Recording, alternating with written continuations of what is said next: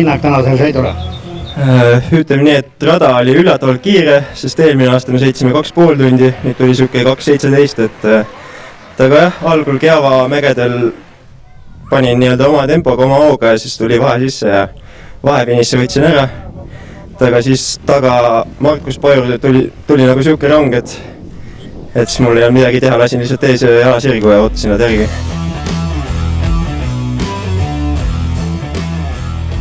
Oodatud võit või oli keegi ohustamas ka sinu võitu täna naiste arvestuses?